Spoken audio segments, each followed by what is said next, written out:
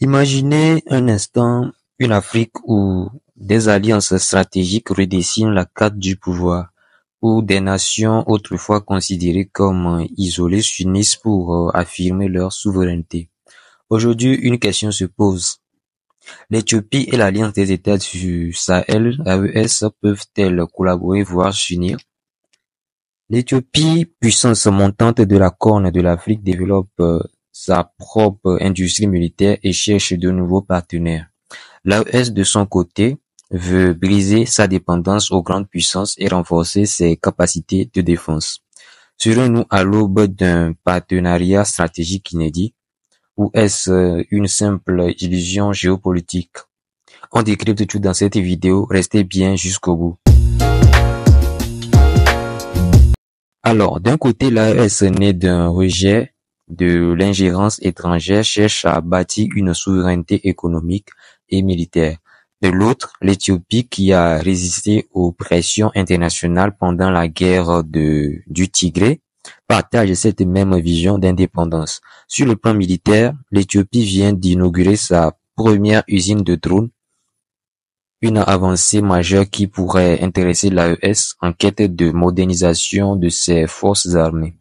Le Niger et le Mali utilisent déjà des drones turcs et iraniens tandis que le Burkina Faso veut renforcer son arsenal.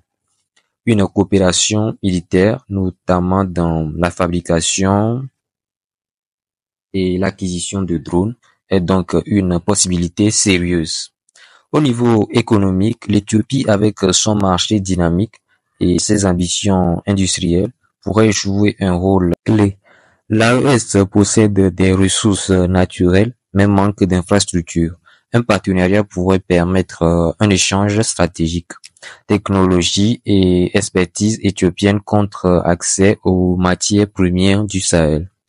Même l'Éthiopie pourrait-elle aller jusqu'à rejoindre l'AES? Géographiquement, cela pose un problème. L'AES est une alliance sahélienne alors que l'Éthiopie est en Afrique de l'Est. De plus, elle est déjà impliquée dans d'autres blocs comme l'Union africaine et les BRICS. Une adhésion formelle à l'AES exigerait donc un repositionnement stratégique complexe. Une intégration semble peu probable, mais un partenariat renforcé avec des accords de défense et d'échanges économiques est une piste bien plus réaliste.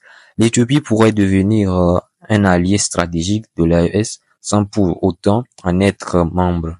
L'Éthiopie et l'AES partagent une même volonté d'émancipation et disposent de nombreuses complémentarités. Une collaboration semble inévitable, mais une adhésion formelle reste très incertaine. Et vous, pensez-vous que l'Éthiopie pourrait devenir un allié clé de l'AES? Dites-moi en commentaire ce que vous en pensez. Si vous avez aimé ce décryptage, likez, abonnez-vous et activez la cloche pour ne rien manquer. On se retrouve très bientôt pour un nouveau décryptage géopolitique. À plus.